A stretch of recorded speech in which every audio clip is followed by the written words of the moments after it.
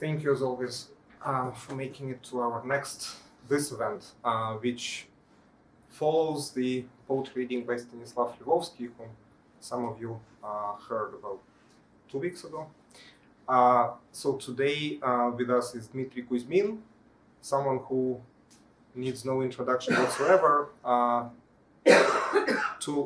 in an audience that is familiar at least a little bit with Russian poetry of the post-Soviet period of the late 80s, 90s and onward.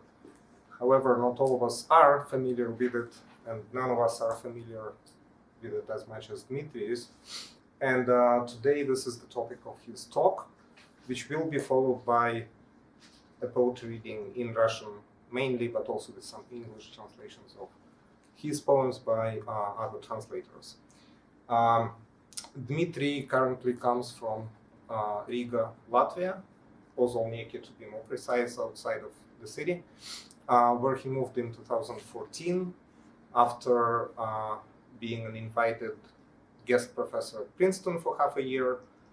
But he does continue and maintain his remarkable publishing and Kulturträger activity in Russia remotely, but he's also a vital presence in Moscow physically nowadays as well. So on this picture you see on the left side, this is Dmitry in 91, if I'm not mistaken, right? I think so. And next to him is Stanislav Lvovsky, who you saw at Hunter 2 weeks ago. So we will start with Dmitry's talk about the what may be called reframing Russian poetry at this transitional liminal period of the late 80s, early 90s. And then it's going to be probably followed by a few questions before we go on and proceed to the reading. Also, next Wednesday on this note, let me invite you back, March 20th. Next Wednesday, Dmitry is going to be back here with 3 more Russian poets, as well as their 3, I think, English translators. This is going to be an extension of Kevin Platt's week-long translation poetry seminar called My Language, Your Ear, which is taking place at Princeton, where Dmitry is going tomorrow, and then at UPenn, and then it is being brought to Hunter for the first time. So please join us again in a week or so. What's our timing? We have until about 8 at least. Until 8. Okay. Yeah, It's up to you. from the announcement that I got. There is a mistake. February. Right. I wrote you back. Obviously, it's March 20th. Yeah. Right. Join me in welcoming Dmitry to Hunter. Thanks a lot. Just to let me easier position myself in this audience.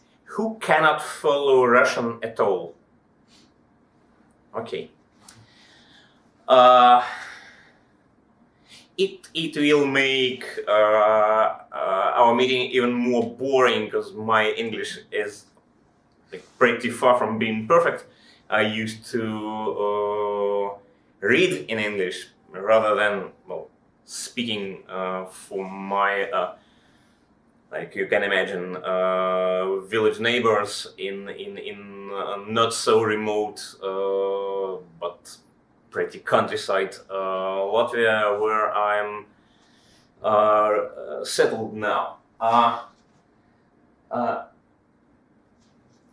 You see, it's pretty funny to appear in front of this picture. Both of us were much better those years, and it is the picture from kind of typical event of early 90s in Moscow. It was a remote ancestor of present-day poetry slams. The most popular newspaper of Russia in those days, titled Moskovsky Komsomolets, Moscow Komsomol member, which didn't make any sense in 1991 yet, but still the name was being kept. So this newspaper used to celebrate its day yearly in the Moscow so-called Park of Culture and Rest. It's typical Soviet institution. Every city had a park of culture and rest, whatever it means. So actually, it was a park with some attractions of pretty different kinds, which have something in common with culture in a certain sense of the word, like skating rink. Skating rinks belong to the realm of culture, right? In a sense. So, this newspaper established a huge yearly event with many activities inside it. And for some reason, they established the tournament of poets within it. As long as they had a poet in their editorial staff. Rather nice poet, his name was Alexander Aronov. In his younger years, he belonged to informal underground poetic group rather important for the history of Russian poetry. Then he moved more to the official Soviet poetry, but still being rather independent. His most known poem of maybe 70s or 80s included the following two lines. It was a poem about the World War II. Жиды и коммунисты, шаг вперед. Я выхожу, в меня стреляйте дважды. Kikes and commies, up to the front. I'm coming out. Shoot me twice. So it was, on the one hand, it was a Soviet poetry. On the other hand, it was rather independent type of Soviet poetry. So this guy was responsible for a certain page in this newspaper. It was not a poetry page, no way. It was a page for readers' letters, but still he was a poet, and he had his own legal right to have something for himself within this celebration, and he had got the opportunity to establish the tournament of poets. It was, I guess, the first time since early 60s when the poets in Russia were allowed to appear in front of a rather large audience. It was not a stadium readings as the poets of 60s used to take part in, having like thousands in the audience. this was like a bit more modest event, but still it was something pretty new for the day.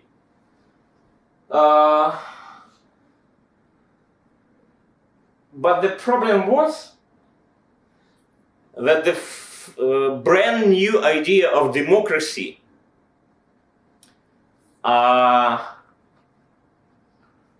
made the organizers of this event to allow literally anybody to appear with their poetry on this stage.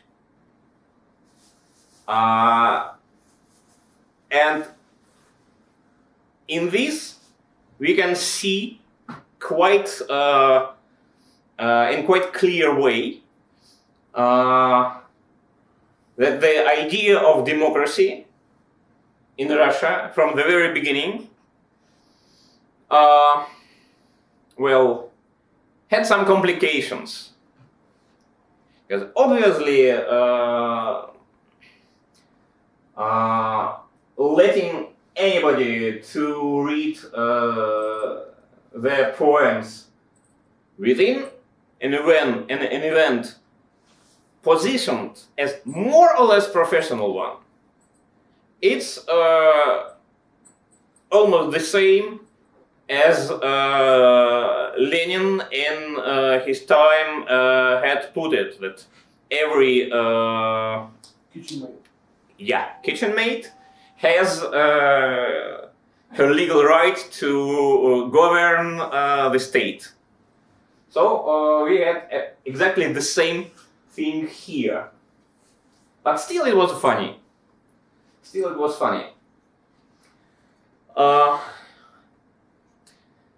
That said, I'd like to go a bit earlier to explain the background for this strange and controversial revolution we had in Russian poetry and in Russian culture in the beginning of 90s.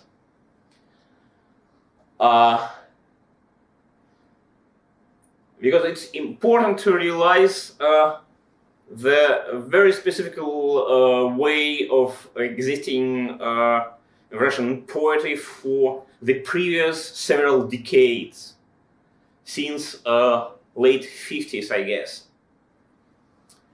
The point is that after the Soviet power established in early 30s his own institutions for ruling through culture, including the Union of Soviet Writers, and all independent institutions of Russian literature yet existed were closed at the same time.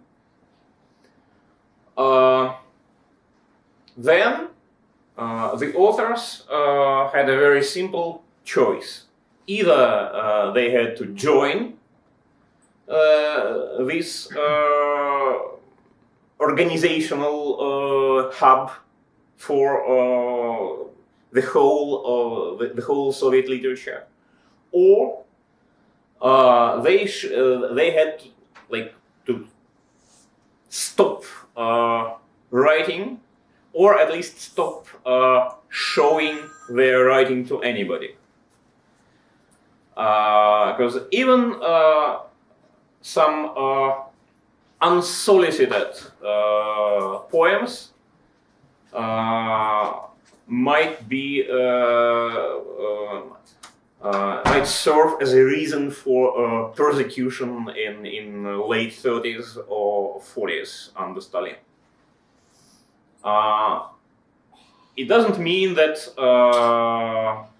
nobody wrote, but all the attempts of independent writing in Russia of late 30s, 40s, and early 50s were deeply underground.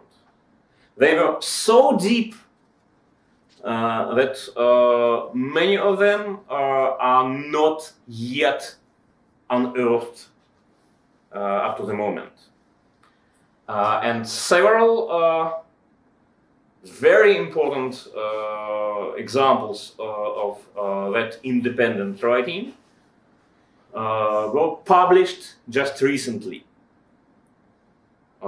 Usually I give the most striking example. It is the collection of the poetry from the siege of Leningrad, published here in the New York City maybe 4 or 5 years ago, and collected by the outstanding Russian poet Polina Barskova from Amherst.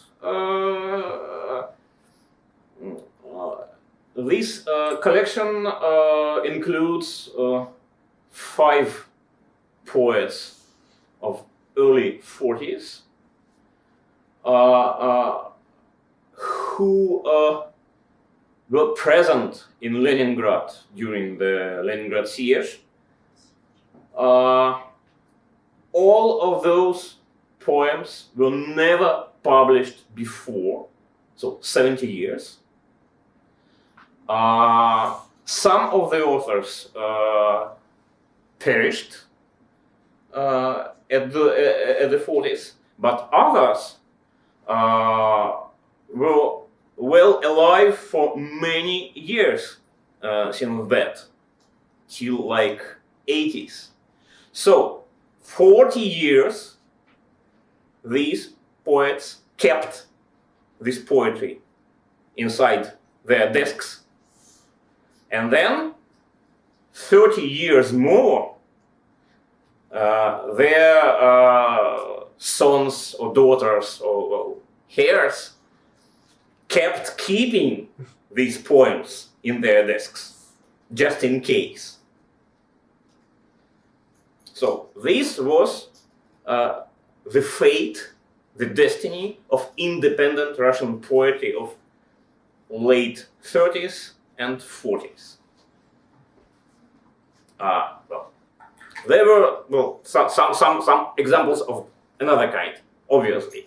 But it's important to keep in mind exactly this kind of things, to realize that for many decades we have had no idea about what exactly was happening in Russian poetry at a certain period of time. We had only the view of official Soviet poetry, first and foremost.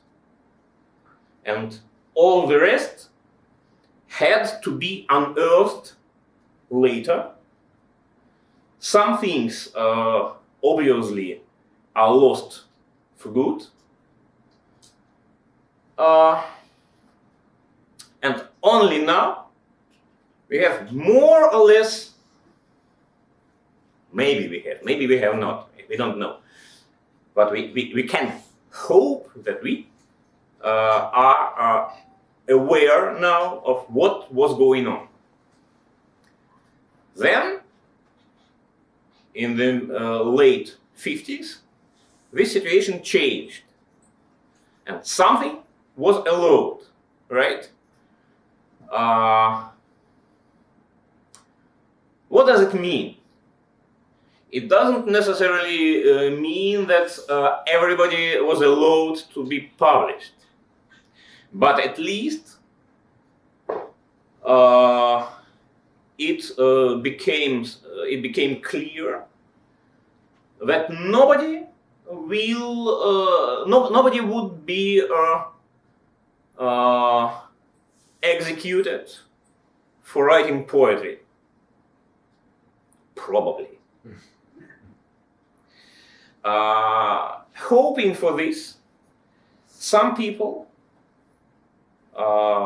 mostly young people, started to gather and form informal groups and circles of poets.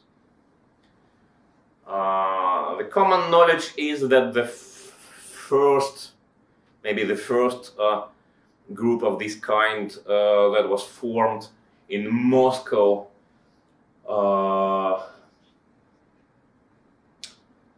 it was maybe 1956, and in the next year or two the first group of this kind appeared in Leningrad, in present-day St. Petersburg.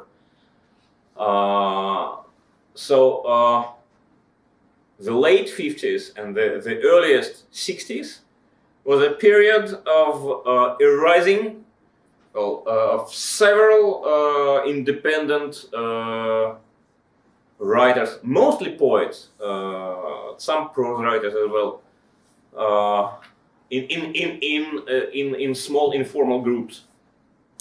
And initially, the participants of these groups believed that they are going to enter like legal cultural life of the country somehow. That the possibilities would be expanding, including the possibility of being published. And this is kind of a general way for the future development of the cultural situation in the Soviet Union. But it didn't happen, in fact. And in the mid-60s, it became completely clear that it wouldn't happen after the persecution of Joseph Brodsky in 1964. Nobody could keep this illusion. And after that, those small informal groups started to establish their own like parallel, independent realm for writing and reading and thinking about literature. Since that, this division of Russian poetical culture into two different streams was like fixed and stayed this way for more than 2 decades. How it worked? It's important to keep in mind that official Soviet literature was very unified. I mean that there was a very narrow corridor for anybody to move on. And every attempt to move aside resulted in excluding the person from participation in official literary life. You were not allowed to write your own way,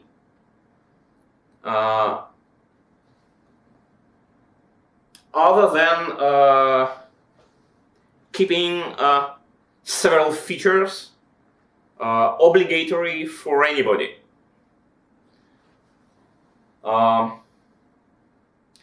Obviously, there were some authors who felt okay within this space of possibilities. But mostly,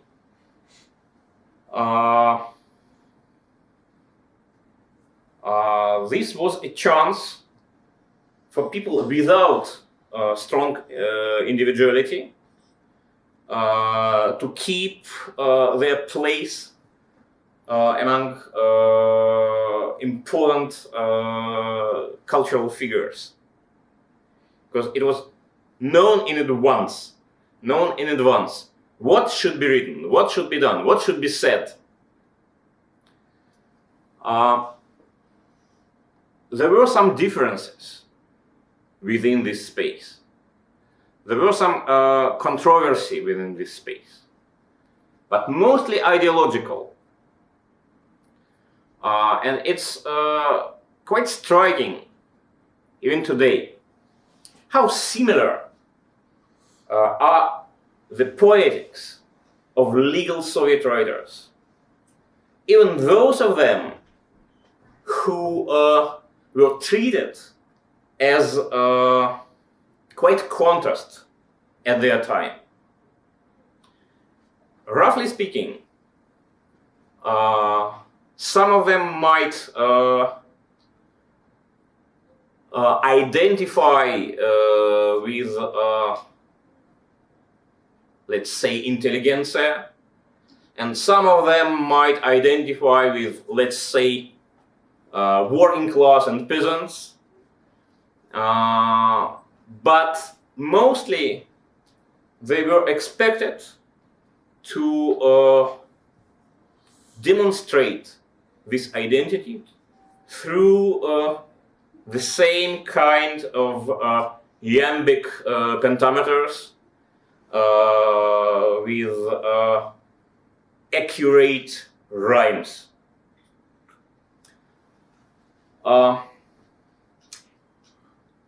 At the same time, the independent literary life of 60s, 70s, and early 80s was structured in a completely different way, because it consisted of several separate circles and groups, and every group of this kind had its own system of values, its own set of rules and aims for writing and writers.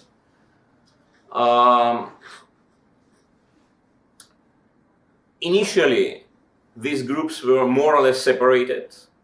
Then they started to coordinate somehow, to share some ideas, to meet each other, and at late 70s, these groups have formed a kind of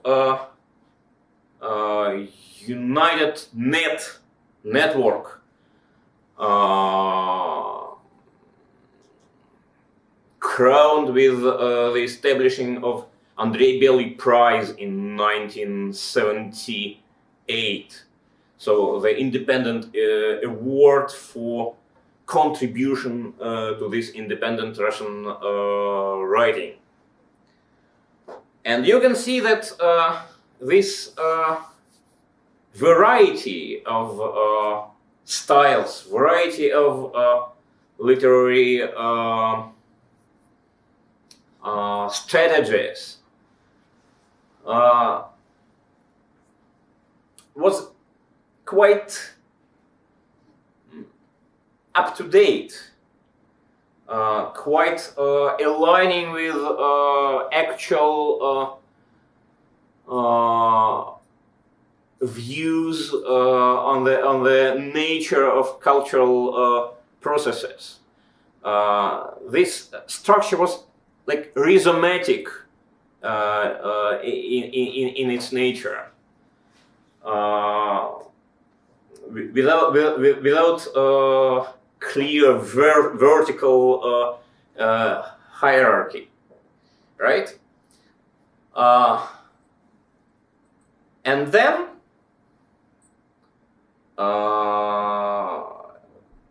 it ended up with perestroika in late 80s. At that point,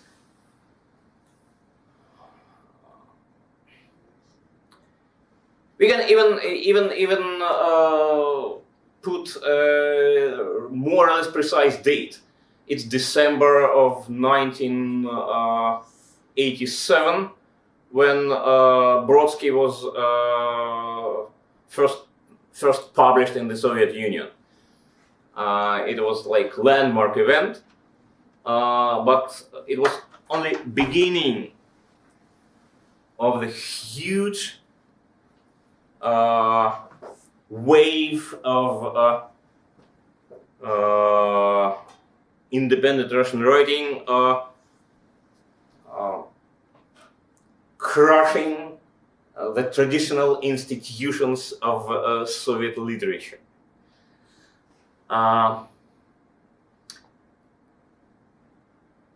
It took just a few years, like 3 or 4 years, for independent Russian poetry to take place previously occupied by the official authors. It happened, it occurred that official Soviet poetry was not interesting for anybody. So it just died died out without special support from the governmental institutions. But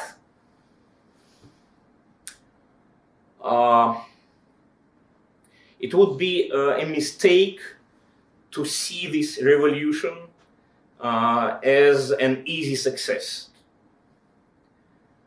for several reasons.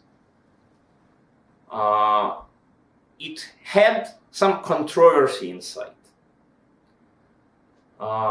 And one of these controversial aspects of this revolution was the following.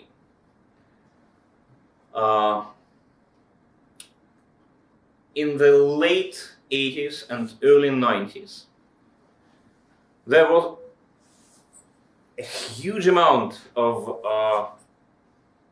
the texts previously unpublished or published only in underground samizdat magazines with a circulation of like 8 copies or 20 copies or 40 copies. And now it was time to publish all of this, to make it available for anybody interested in. But the problem was that all this huge amount of texts were presented to the audience without any system, without any explanation where is what. Just simultaneously, just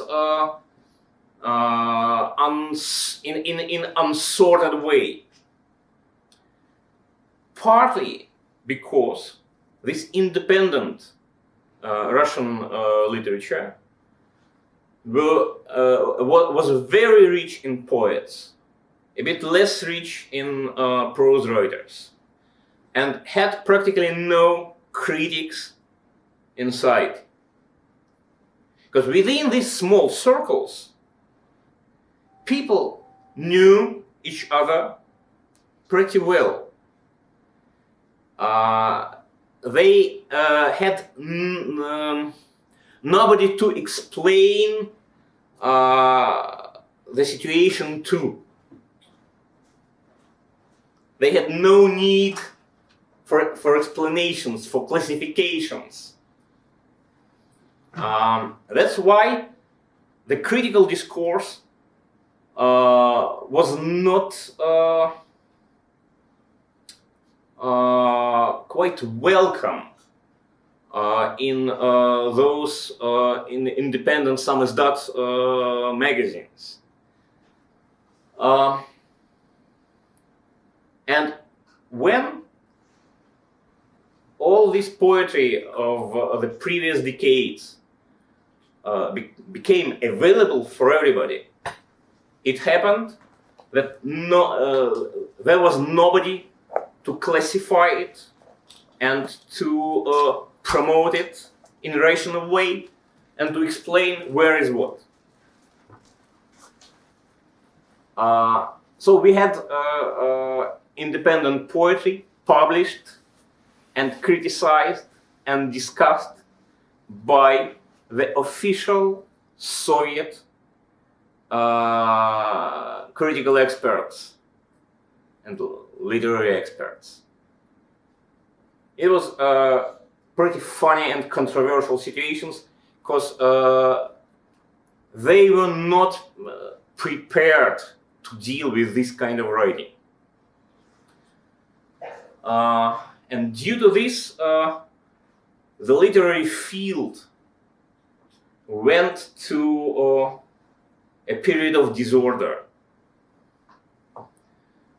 The second problem was that in this situation, the new youngest generation of authors had no chance to be seen, to be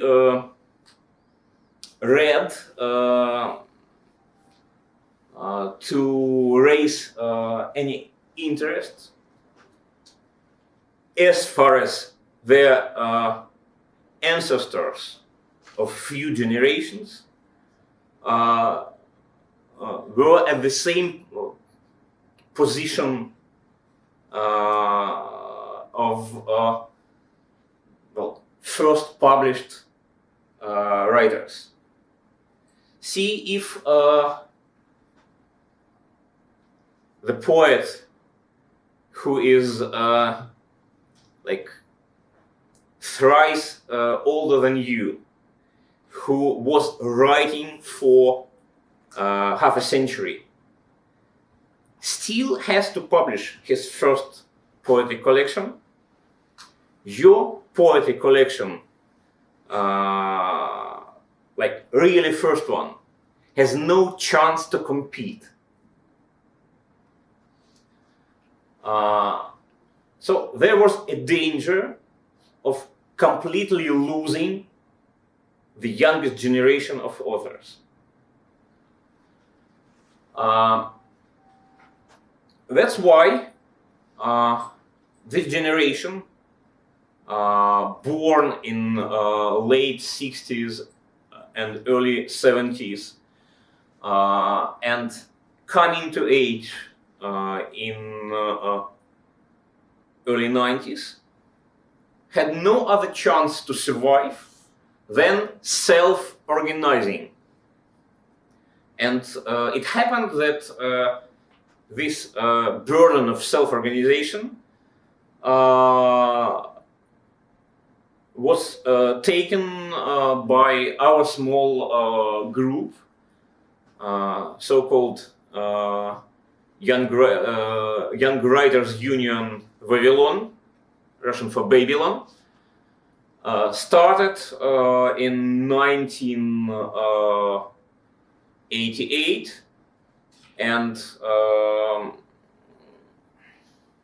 well established in, roughly speaking, in this time, in 1991, when we managed the first all-Soviet Young Poets Festival. The first one and the last one. The first one because there were no such events in the Soviet Union before, and the last one because a month later the Soviet Union ceased to exist. And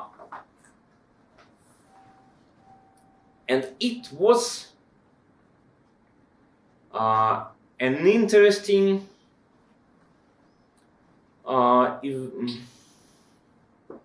well, why it was interesting? Not only because we were kind of the first generation finding itself in this position of self-organizing, because 100 years earlier, Valery Brusov found himself in the same position. The difference is that Brusov started in the situation of shortage of new writers and new writing, to the extent that he was forced to invent non-existing poets for his first publishing projects, and writing himself under several pen names to create the illusion that there are many young authors of a new kind in Russia. While we, 100 years later, were in the situation of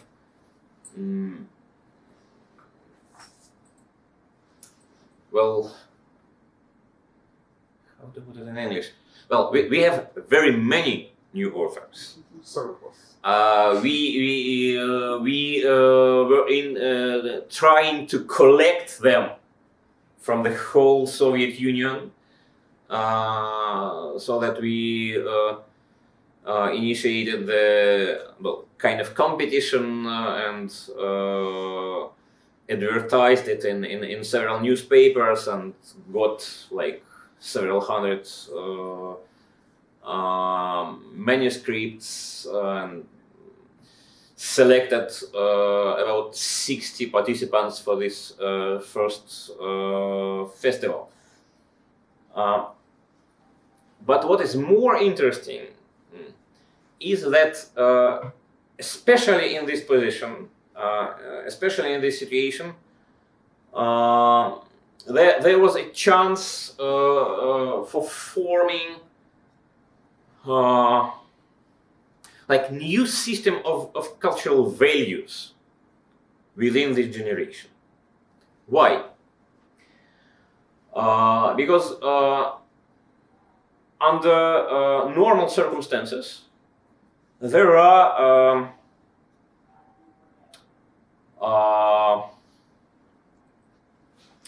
like typical forms of cultural inheritance. How Pierre Bourdieu explained to us how it works. Any new author has a certain set of examples taken from the previous authors, to follow some of them and to reject some of them, and to position himself or herself somewhere on the map of the current literature, right? Implying that this map is more or less stable and perceivable and understandable, and he or she knows more or less well where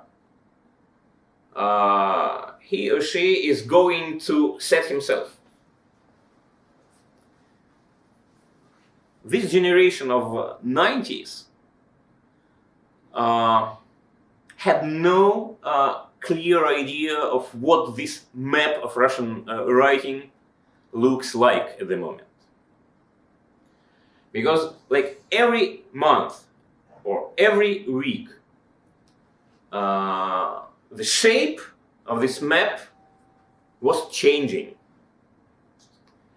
After every new publication of this or that important poet of previous generations, never accessible for anybody outside of the very small circle of independent authors of previous generation.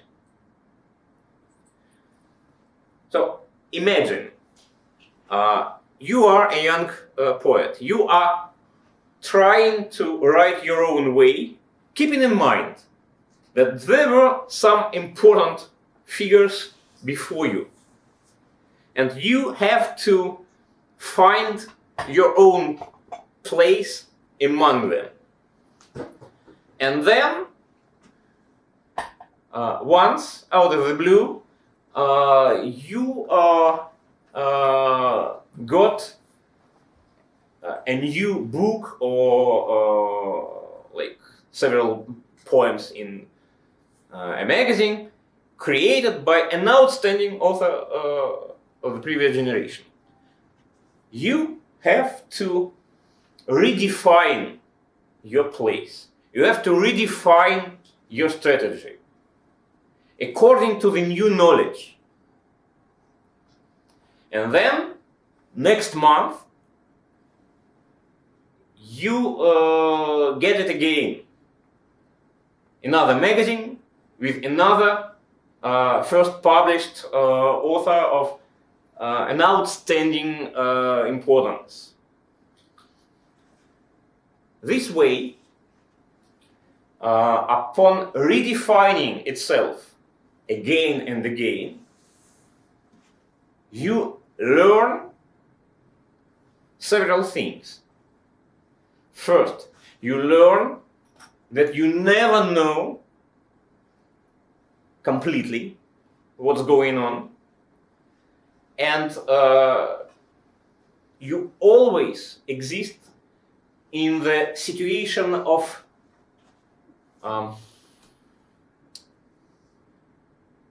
you see, in Russian we use kind of newly coined word недоопределенность, underdefinedness. Ambiguity and uncertainty. Uncertainty and ambiguity. It's not uncertain. Ambiguity. Well, in a sense, it is uncertainty, right, Yulia? But uncertainty is English for неуверенность. Uncertainty is something negative in general. It's better to know something for sure. But this newly coined word недоопределенность. Undefinedness. Undefinedness. Yeah. This concept implies that it's a positive value. See, because by means of this special situation, you learn how to keep constantly renewing yourself, because you never know in advance the map of the space where you are going to move. And the second value within this new situation, the second value for all of us to develop at that moment was the idea that all the values from the previous culture, from all the inventions of the previous generations, might be somehow used and accepted and included. So it was basically the generation of inclusion. I could propose some examples. Like, for instance, among the most important poetical figures of this generation. There is such a poet in Crimea, Andrei Polyakov.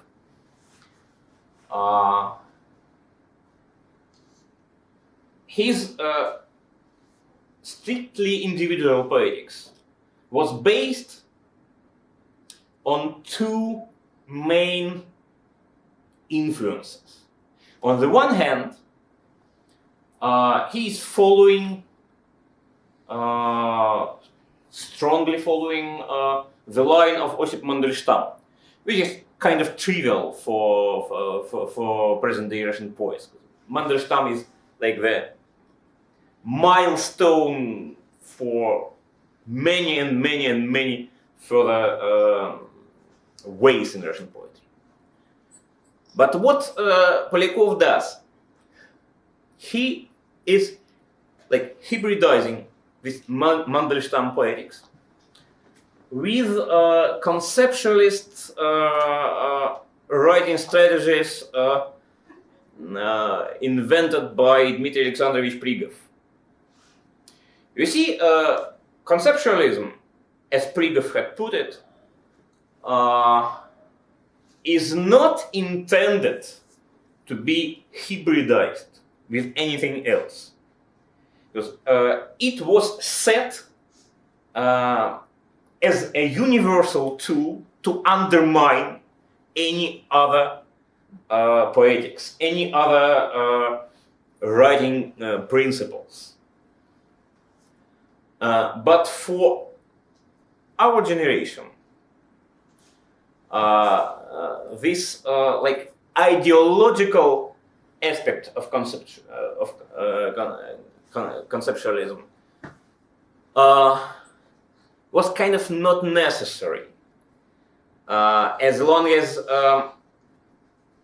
we were not finding ourselves in the everyday permanent fight with the single official language. And although the late Prigov of 90s was insisting that conceptual writing is meant to fight any kind of established language, not only official language of the Soviet time, but any kind of prerequisited language. But for some authors of 90s, this conceptualist language, conceptualist approach to poetry became a source for compiling and counterparting with completely different ideas of writing and modes of writing. And thus, this guy, Andrei Polyakov, was combined very unusual and paradoxical original writing style based on two literary strategies being, well, seeming uncomparable and uncombinable. That was an approach well,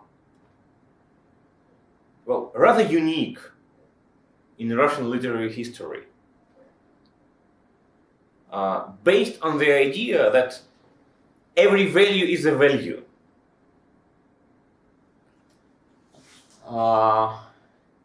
And I would suppose that basically the contribution of this generation into the whole history of Russian poetry is mostly connected with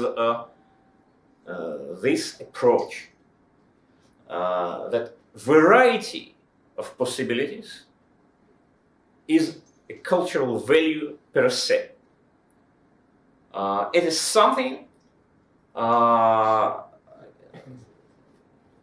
Russian poetry was strongly opposing before. You can see in the Silver Age how any new literary group was beginning with the manifesto explaining that all the previous ideas about how to write and why to write, all the previous ideas are basically wrong. And now we are going to start something completely new.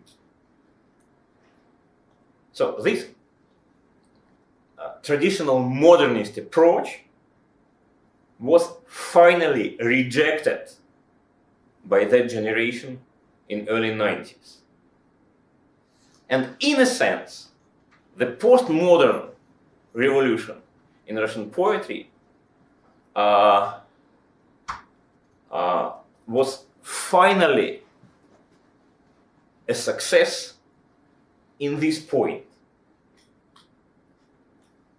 To make next generation able to move further with their identity problems, and so on and so forth.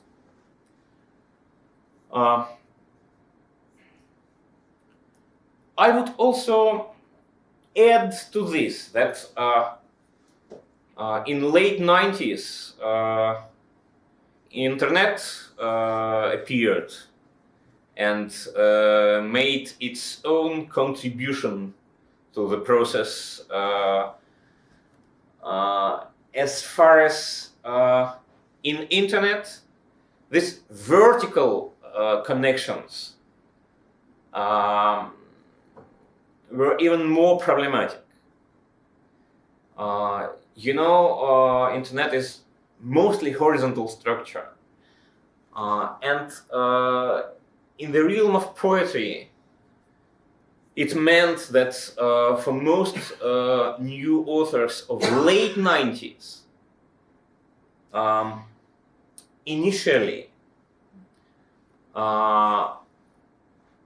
their comrades from the same generation were more important figures than their ancestors.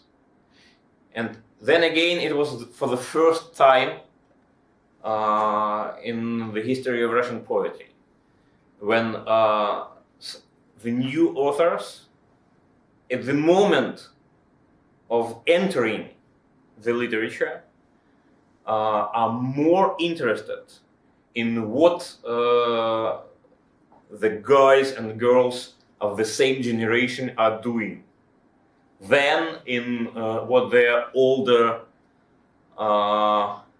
authority figures are telling them.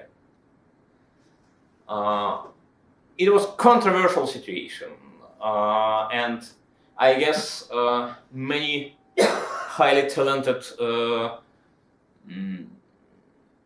young writers were perished due to this unusual system of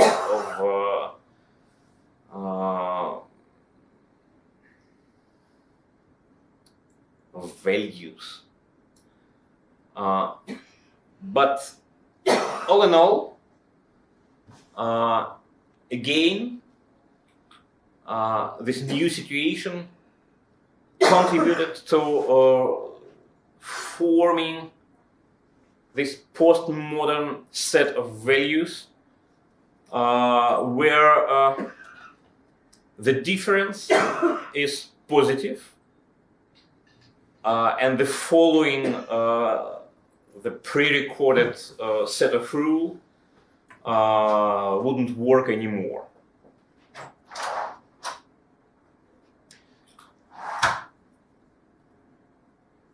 I guess it's enough for the beginning, and I am ready to answer your questions about aforementioned circle of problems. So let's take questions and a short break. And then... Yeah.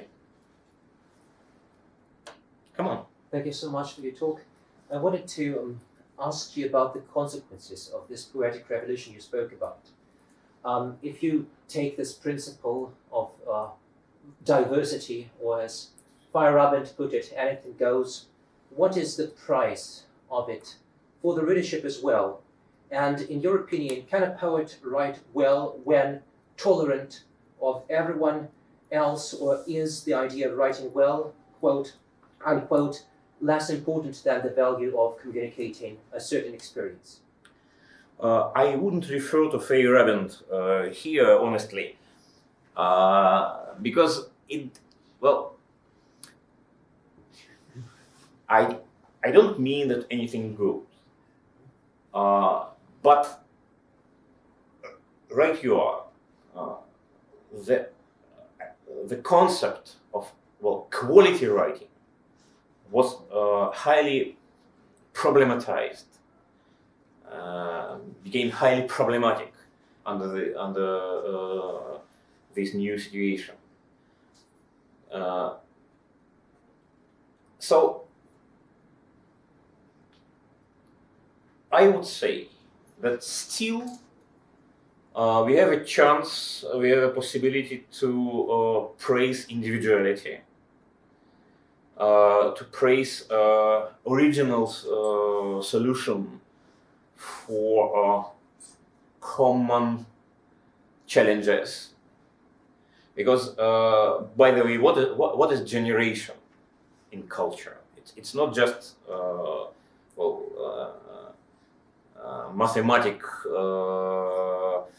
idea of people, statistical idea of people born at the same year. Cultural generation consists of people beginning their way in common cultural, social, political, and aesthetical situation. So they have their common challenge,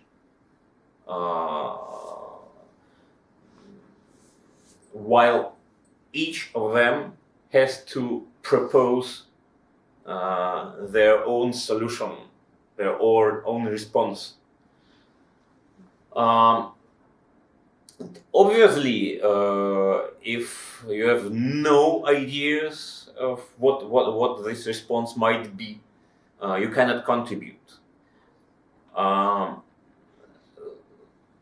So it differs from the previous idea of quality as successful following some prerequisite rules. When symbolism or futurism or acmeism poses this set, and new authors entering the movement had to do what their authority figures ordered. It wouldn't work anymore, and it's more difficult. But on the other hand, it's a more interesting game. So I would insist that this new situation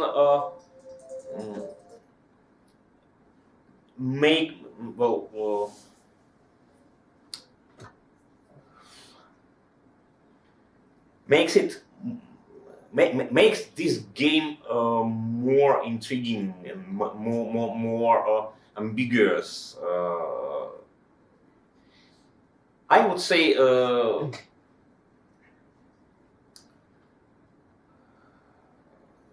everybody, both writers and readers,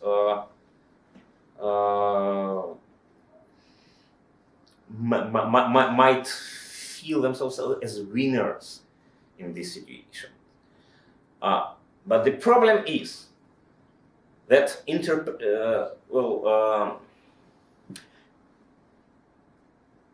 as usual, we have a problem in the sphere of interpretation.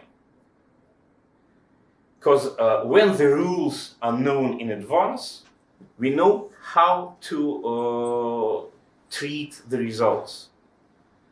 We know how to know where is the success. When we are living in this situation of underdefinedness, we have to invent the criteria of success on the road, on our way. We don't know in advance where to seek for them. But that's interesting. Well, thank you very much for your brilliant talk and for your projection of history of Russian poetry. But it's very theoretical with me. You draw the map without cities, roads, countries, just the map. If we have if we have a revolution, postmodern revolution, like you said, in 90s, who did this revolution? What's the name of this people? And could you just tell us a little bit more the size? you see, when I talk about this revolution as a postmodernist one, I keep in mind that maybe the most of its participants wouldn't agree with me in taking this word. That's fine. See, in Russian tradition, this term postmodernism, used to be perceived in a very narrow sense. Like, who are Russian postmodernists? Like Prigov, Rubinstein, and that is all. Okay. Right? It's not correct as for me. Anybody. Even for Rubinstein and Prigov. I don't know about Prigov, definitely for Rubinstein. So I mean that all of us are benefited from this postmodernist revolution, even if personally in our writing we are not going to use the set of devices associated with postmodern writing. But this revolution is letting us to follow our own way without being compromised by the fact that this is not a mainstream way. This is not the common way. This is not the way of the most radical writing or the most traditional writing, because nowadays the possibility of going different ways is the value itself. Due to this, the idea of pointing out the main figures is a bit compromised itself. Because you see, when we presume that there is a main figure, well, one main Russian poet. Who is the main Russian poet? Nobody knows anymore. Because the concept itself is dead. Who is new Pushkin? Sorry, guys. 90s? Hmm? Who is new Pushkin in 90s? Uh, Who is new Pushkin just... So, the very possibility of selecting several representative figures for the whole field is not valid anymore. Because it's like ecological approach. We know that in this forest there are 10 species of trees and 100 species of grass. Which is the main one? The oak. It doesn't work this way. Well, I'm not sure in English word. Biocenosis, something like this, биоценоз по-русски, consists of all of them. The only question which is valid is, does this tree and this grass contribute to the whole situation? Because in culture, as distinct from nature, some trees are kind of not contributing at all. From whose point of view? Yeah. Well, obviously, this situation makes new demands to experts.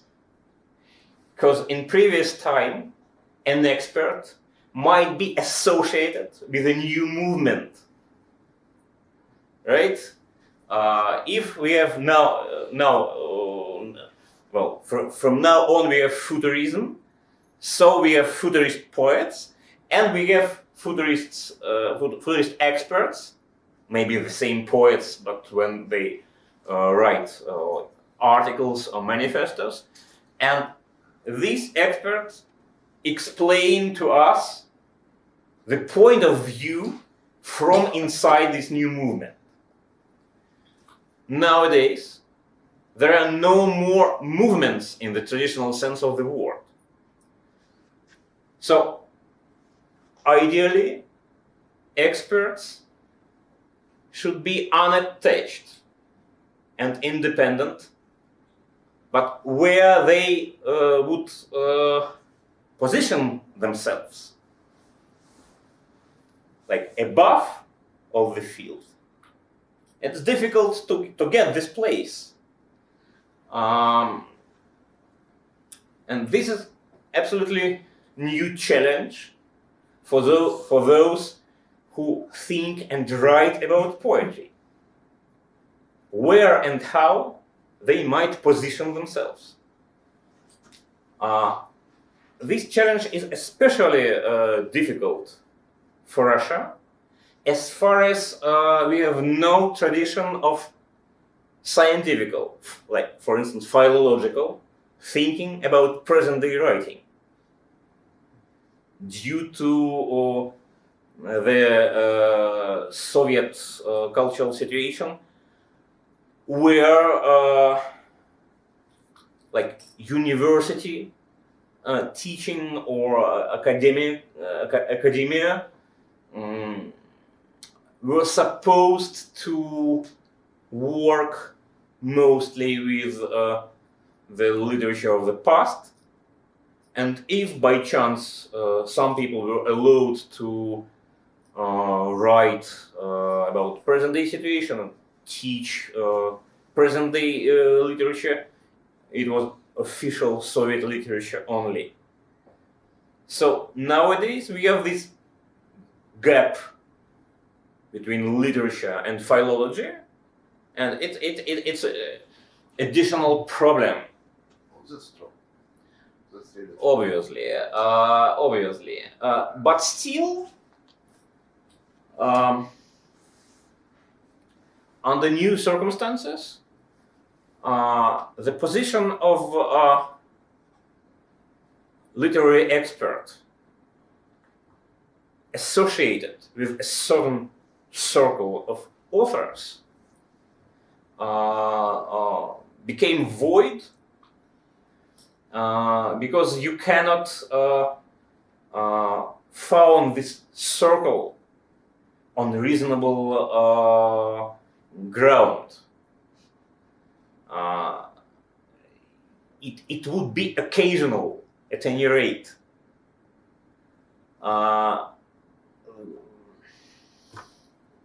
That's why your question, who is speaking, is really difficult.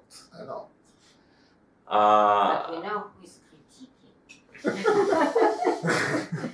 And there's a contradiction in this, Dima, that with the complete lack of poetry magazines, poetry journals, they're basically closing. Like the other, if we could say, like to Margarist, the other pole of Vozdukh, the other pole is was Orion of some sort, and this is closing, and there's like only Vozdukh out there, and a couple of more in the whole country.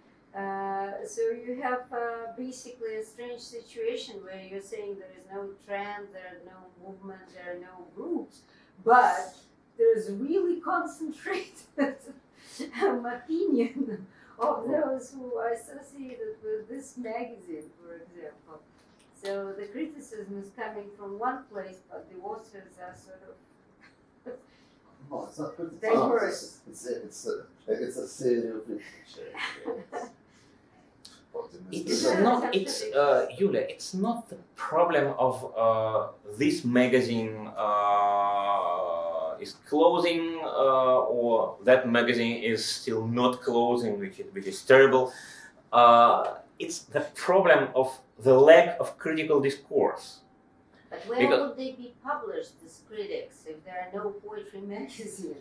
Yulia, in fact, the problem is absolutely different.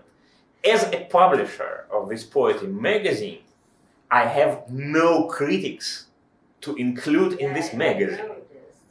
See, so the lack of critical discourse is much more drastic than the shortage in institutions.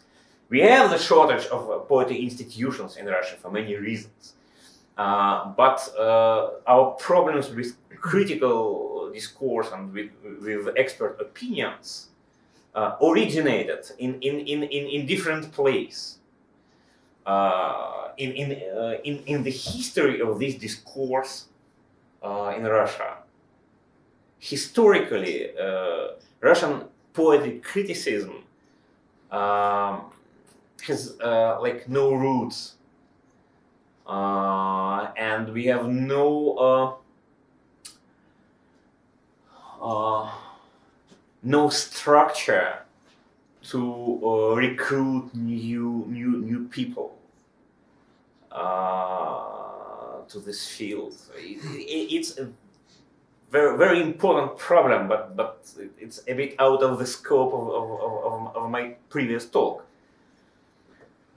Can I, what you are, Julia, what you are saying seems to have to do with today, right? Yeah. So taking it back to the 90s, which is this liminal transitional period between when all the critics and poets were older, facing those younger ones that are just coming of age with their first books, as Dmitry was saying.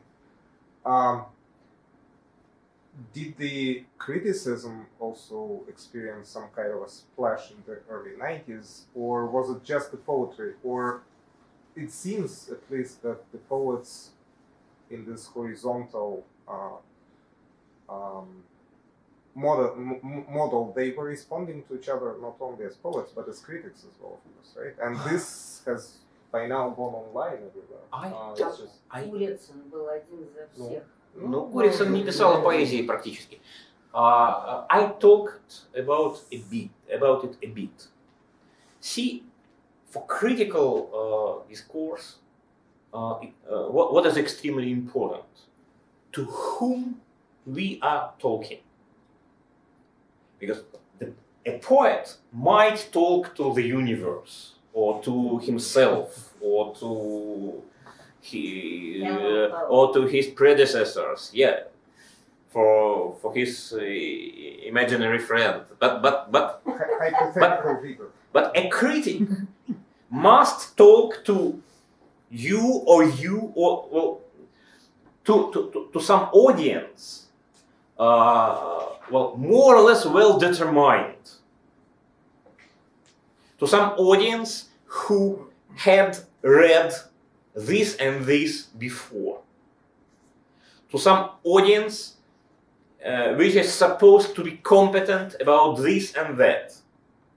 So, critical article is very well predefined kind of writing. And in 90s, besides the problem I have yet talked, besides the lack of like just people able to write about poetry, but besides this, there was a problem of undefined audience. Nobody understood whom we might address to when we write about poetry. And due to this,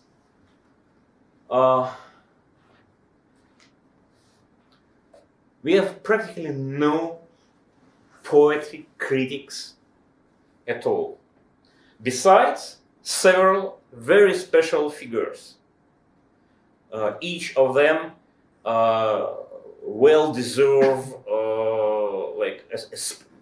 not only mentioning but a special analysis how they worked.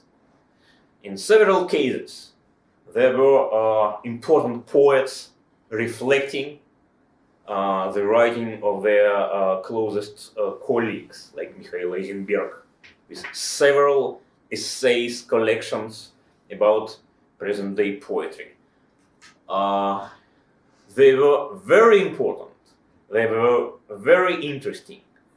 But it is important to keep in mind when reading them that they reflect the point of view of an important poet, implying in his writing, well, a kind of comparison, kind of dialogue between his own poetics and the poetics of a discussed author. You wouldn't properly understand these articles without keeping in mind what his own poetry is. It's very interesting, it's very useful, but it's a very special approach. Ну хоть их-то назови. Ну вот и Эйзенберг, я же говорю. Он не один Эйзенберг. Ну прежде всего Эйзенберг. On the other hand, Прямо стоишь. we had Ilya Kukulin. On the other hand, we had Ilya Kukulin,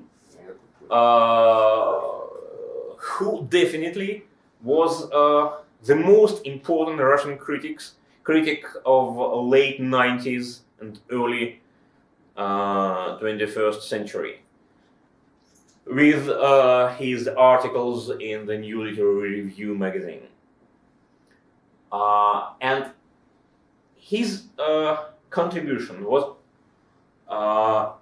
completely unique and special due to the fact that he knew for sure that he was kind of the only figure on the field, and his duty was to cover the whole field, very large, very diverse, so that his basic method in those articles was method of comparing and combining examples from the very remote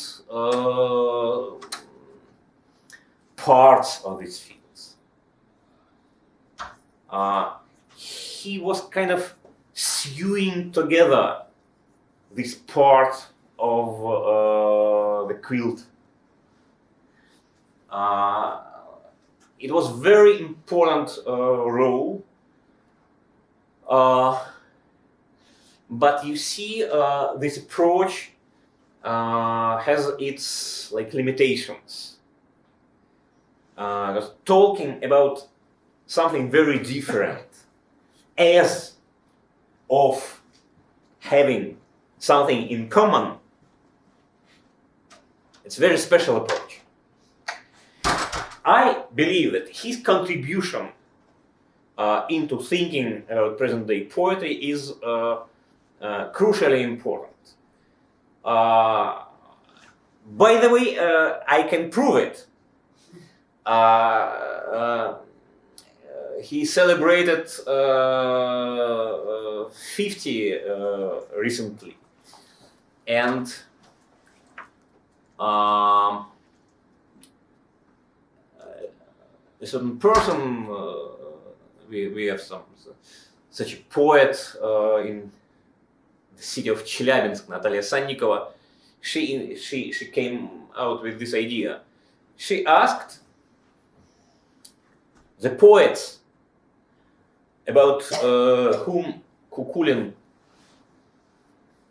have written at least once, to contribute to a kind of festschrift.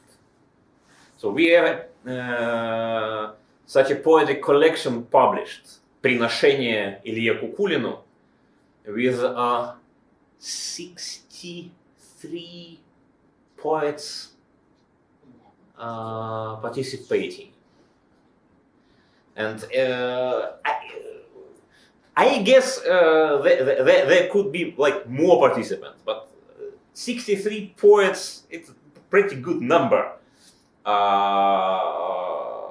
So it means that about each of them, Kukulin has ever written. It's quite impressive. But basically that is all. So in this field we have a great shortage. And nowadays it's not completely clear how to fill this gap. Maybe poets can write about poets. This is what That happens Yes. too. But That the happens problem all is the that it's time. also the readers. They also read each other. So Of course. it's It's basically all the they same. read each other and write about each other. It's normal, but The same. the problem is in shifting. I mean that when you write about Nice. another author's poetry, you are expected to change your writing mode, to change your thinking mode. Otherwise,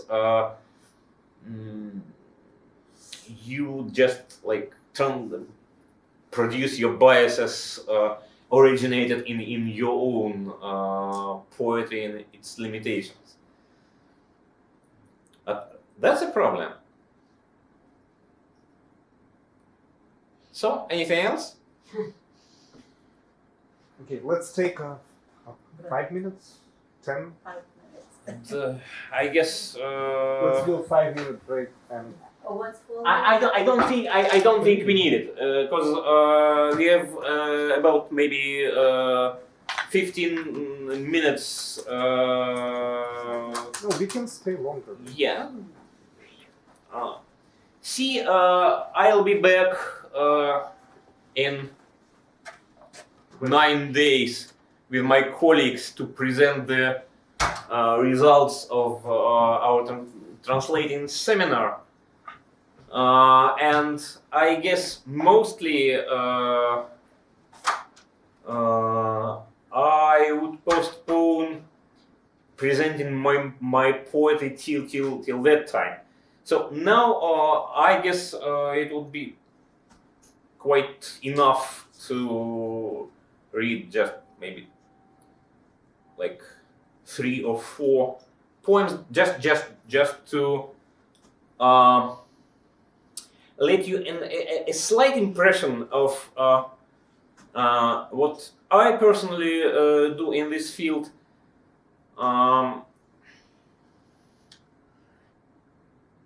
Which is, well, representative in a sense, as long as I personally is, I write pretty simple and modest poetry,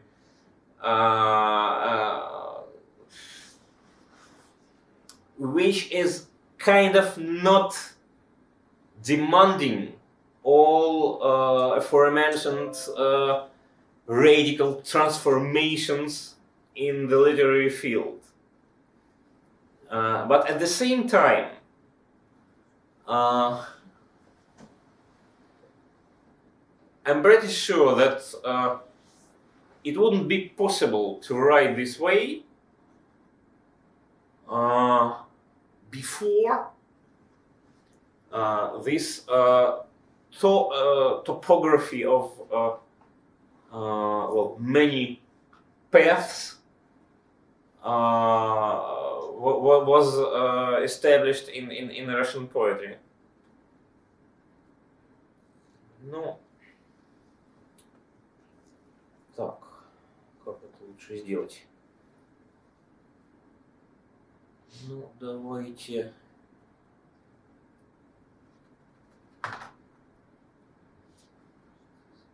Оставить все русскоговорящие. А они могут... Да, может быть, по-русски, наверное. Ну да, Ну, Уже можно. Алекс. so now at the moment everybody can follow Russian, right? Да, это, конечно, с моим ломаным английским все такое непонятное занятие. Ой, если еще, знаете, тут недельку пожить, то постепенно возвращается, значит, какой-то разговорный навык. А так вот, когда вчера с самолета и успел побеседовать только в магазинчике, значит, соответственно, при попытке купить себе этот самый вот переходник для всей этой техники, то это, конечно, черт и что.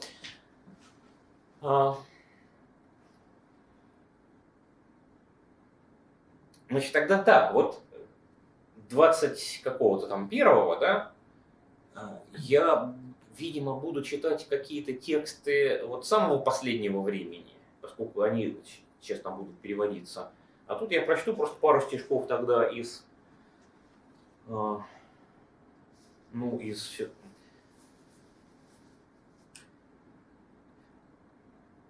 не знаю,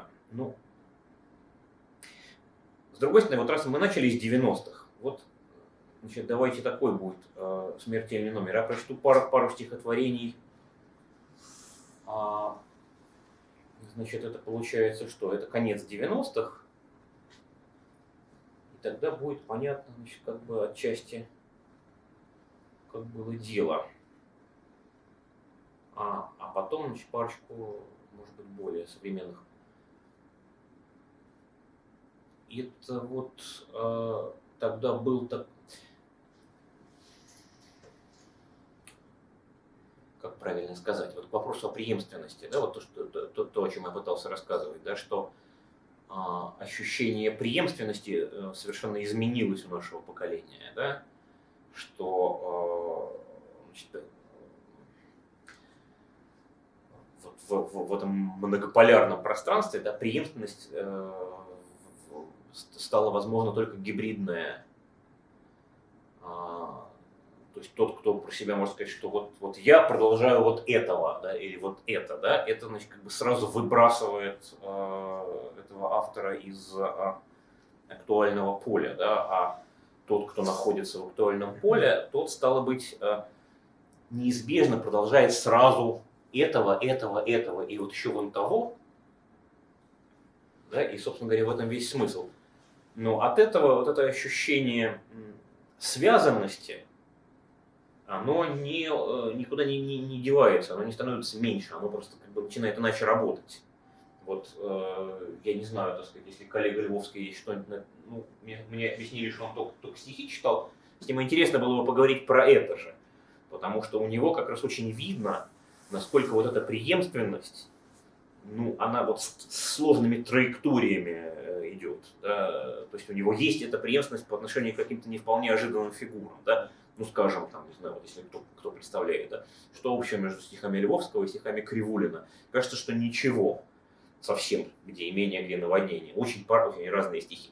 Но на самом деле, значит, как бы, скажем, у Львовского ощущение преемственности от Кривулина очень сильное. У него есть. Львовского, на мой взгляд, очень сильно идет от Введенского с одной стороны и отчасти от части Боротынского с другой, что, собственно говоря, сам Юрий признал.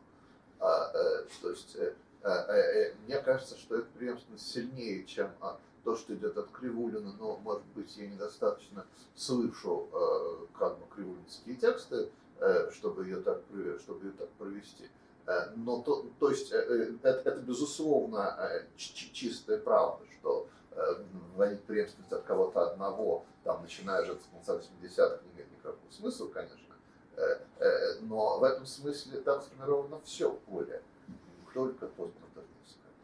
Нет, я думаю, что это все-таки, ну, не обязательно, как вы назовете, да, значит, я же поэтому говорю, что слово постмодернистский здесь оно такое controversial, да, но когда вы говорите с конца 80-х, это вы со мной соглашаетесь, на самом деле. Просто это, значит, вопрос в том, как мы это обзовем. Значит, вот, с Кривулиным у Львовского там весь фокус в ощущении истории, да, значит, в том, как бы стихотворение как некоторая служба работы с историей. Ну, это долгий разговор. Я это к чему говорю? Я к тому, что я прочту, значит, сейчас два текста мемориальных. Один памяти Бурича, другой памяти Харитонова. Значит, между Буричем и Харитоновым, как вы понимаете, общего тоже примерно ничего.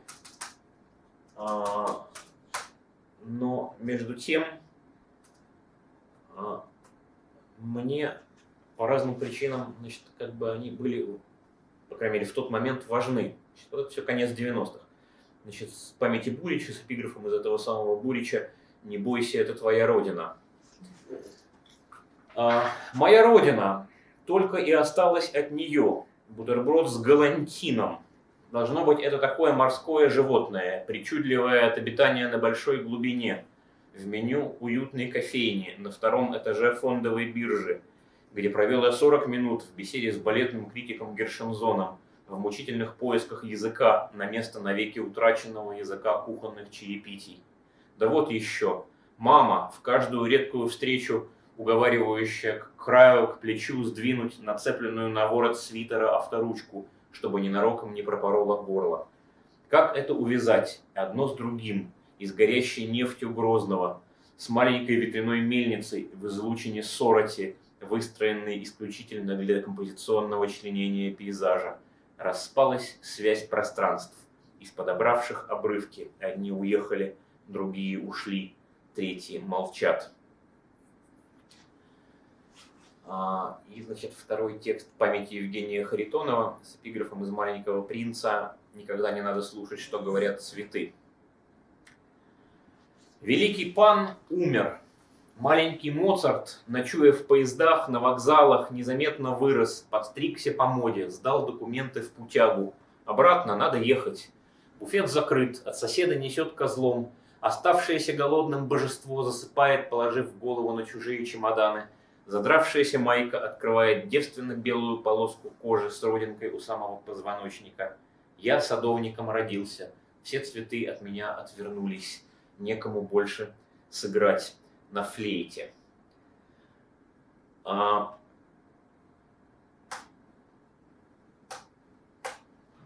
и вот, значит, для некоторого контраста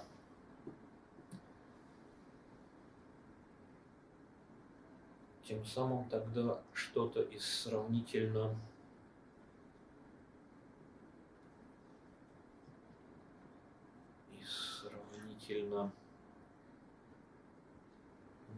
ну, тоже уже, конечно, давнего. К вопросу о преемственности. С посвящением ДК. Один 27-летний поэт, находясь в сильном подпитии, назвал одного 38-летнего поэта фамильярно-приятельски Митькой. Тогда одна 23-летняя поэтесса со всей возможной язвительностью заметила ему, что, пожалуй, одного 54-летнего поэта он бы сейчас назвал Сережкой. Присутствовавший при этом один 17-летний поэт посмотрел на нее восхищенно. А 38-летний поэт вдруг вспомнил одно место из мемуарного очерка одного 62-летнего поэта об одном 70-летнем поэте, умершем 25 лет назад. Незадолго перед смертью тот предлагал теперешнему мемуаристу называть его без отчества и на «ты», а мемуарист не решился, о чем с каждым годом все больше жалеет. После этого очерка 38-летний поэт сделал над собой усилие и в переписке стал называть 62-летнего поэта полным именем, но без отчества, но на «вы», потому что ему 62-летний поэт ничего не предлагал, хотя свои письма подписывал уменьшительным Гриша. После этого эпизода 23-летняя поэтесса отправилась гулять под ночным дождем с 17-летним поэтом. 27-летний поэт уснул, а 38-летний поэт написал это стихотворение и задумался, кому его посвятить, остановившись в итоге на 17-летнем поэте, потому что больше всего ему хотелось быть с ним или быть им, что, впрочем, одно и то же. И еще потому, что у них двоих оказались одинаковые инициалы. Вот, ну и, значит, как раз у меня осталось время для еще одного последнего стихотворения. Сейчас, значит, как бы понять, что это может быть. Ну, да, это мы пока оставим до следующего раза. Значит, вот. Ну, поскольку сегодня у меня такое, значит, настроение мирное, я, значит, ничего не буду читать трансгрессивного, а прочту еще стихотворение про литературу. Значит, уже, значит, написанное, соответственно, под Сейчас прочту, и потом еще будет бонус-трек. Значит, тоже написанное в Латвии. Ты подошел последним из желающих пообщаться. Девушки-сотрудницы уже убирали стулья после диспута о писательской идентичности. Ты спросил разрешения задать личный вопрос. Я разрешил, конечно, с трудом отведя взгляд от темной зелени глаз под белесыми лохмами. Цвет сосны и цвет соломы, архетипические для этой страны. Выдумываю, чтобы оправдать замирание сердца. Ты тоже опустил глаза и сказал, что пишешь стихи уже целый год и не можешь понять, для кого их тебе писать. Я нашел, разумеется, что ответить. В той стране, откуда меня сюда занесло, у всех непонятки с адресацией. Но про себя повторял одно. Пиши стихи для меня, пиши стихи для меня. Но это, конечно, никуда не годный совет. И много ли я разберу в стихах на твоем языке? Значит, и в этом месте у меня есть уникальный шанс прочитать теперь стихотворение героя этого стихотворения, потому что, значит, прошло еще типа года полтора, и появилась первая публикация молодого человека, который все-таки решил, для кого ему писать стихи. И я, конечно, не мог не перевести оттуда стихотворение. Значит, переводчики современной латышской поэзии, как вы понимаете, не очень многочисленны. Значит, и там есть некоторое широкое поле для работы. Значит, Кириллс Эцес. Значит, что пишут сегодня в Латвии по-латышски те, кому, значит, там, ну вот, сколько ему лет, 19, я думаю. Это уже, на самом деле, это ужасно интересно. Об этом гораздо интереснее было бы рассказывать в 90-е, что там было, быльем поросло. А вот, значит, я наблюдаю сейчас за тем, как это все в Латвии устроено, значит, сопоставляя ситуацию, значит, там, малого народа, малой поэзии, да, значит, как у нее там что работает, да, совершенно по-другому работает, конечно, чем в русской. Ужасно интересно. К полуночи мужчины закончат загрузку кораблей, а мы как раз закончим вторую бутыль шампанского. Пошатываясь, ты сойдешь к воде и скажешь с налитыми влагой глазами, дрожа нижней губой: все, чего я хотел в жизни, это поехать в Петербург, явиться в трактир и заказать вареной говядины. Тут ты сплюнешь, и мы двинем обратно. А дальше занемело у сахарницы днище, замерзлые ноги пишут по мерзлой брусчатке, улицы, как бельевые веревки, вверх тормашками сохнут на них пируэты. Газоны-подростки изблестелись, что у этой ночи под юбкой, только дрозды, прикинувшись ласточками, рассыпают веснушки по темноватым улицам. А дальше проходим по Атлантиас. В этих домах живут одни старики, изношенные заводы с королевскими именами, цветы, разложенные по очередности увядания. Не волнуйся, это не про нас. Судьба на нашей стороне, говорю я себе и тут же думаю, чьей нашей, кто эти мы? Камни, положенные на час вместо футбольных ворот. Я не волнуюсь, чтоб ты знал, это не помогает. А марципановая смерть уже лижет мои суставы, фломастерами мне на спине рисует плавательный круг. В самом деле, эти трагедии не вырастают больше кондитерских изделий. Но я скажу, и скажу я, ах, птичье молоко, Наполеон и шарлотка, даже если любая любовь утратила мифологическую эпичность, разлетевшиеся между остановками стоны — это самые естественные слова из ваших перемазанных взбитыми сливками губ. Над неприбранными праздничными столами планируют последние голоса. Редкий дождик потихоньку засевает нам уши, смывая вероятности одну за другой. И я слышу, как мы все мы, втиснувшись в пышные наряды тореадоров, несемся по улицам Петербурга. И нас, ах, нас нагоняют огромные быки с налитыми кровью глазами. И кажется, само солнце присело на корточки, только чтобы разглядеть получше победу на наших лицах.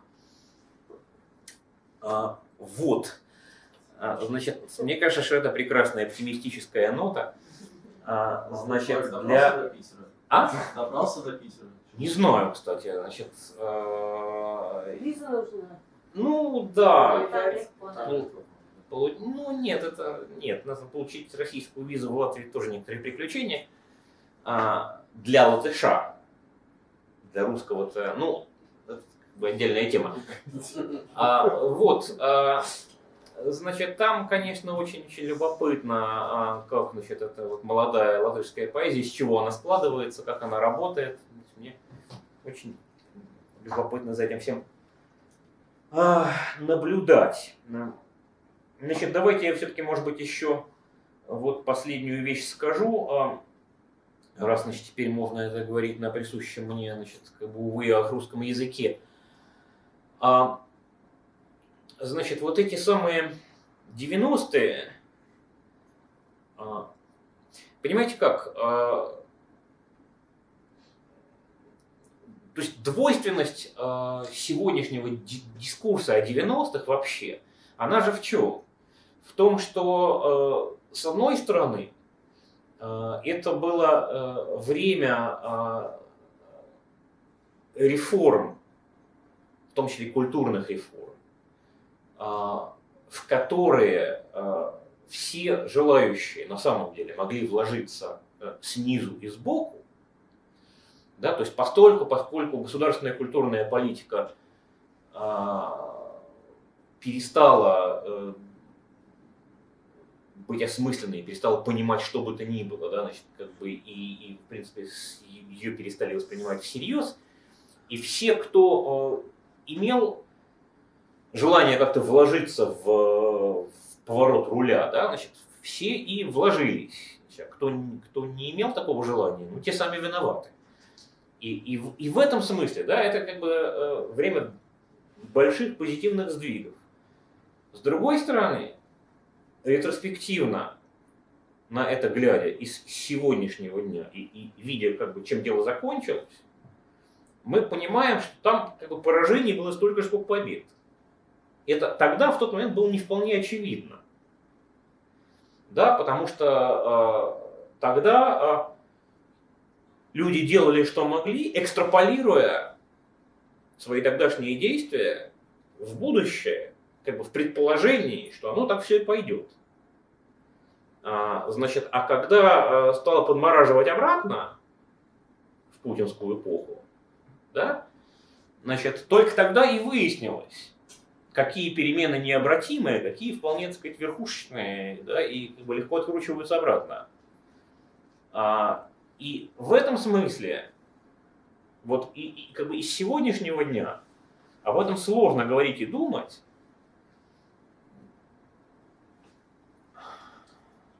потому что ну, задним же числом всегда хочется, значит, как бы представить себе альтернативы, да, значит, и думать не только о том, насколько наши действия были обусловлены. Потому что я же, так сказать, на этапе этого самого ломаного английского, я говорил об обусловленности, да, о том, почему происходило это и это, да, и как бы оно не могло происходить иначе. Потому что на то были, так сказать, объективные причины, так сказать, уходящие еще на десятилетия раньше. Вот. Значит, если помимо обусловленности начинать говорить о том, где у нас были моменты выбора в этой работе 90-х годов, да, это будет разговор совсем другой. И он, может быть, будет не настолько оптимистичный.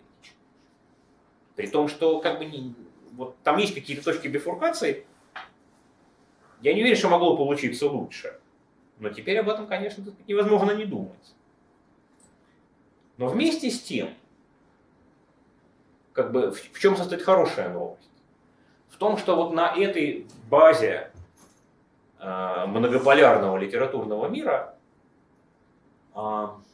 возникло профессиональное сообщество, обладающее определенной устойчивостью, которая, значит, соответственно, вот уже 20 лет путинской стабильности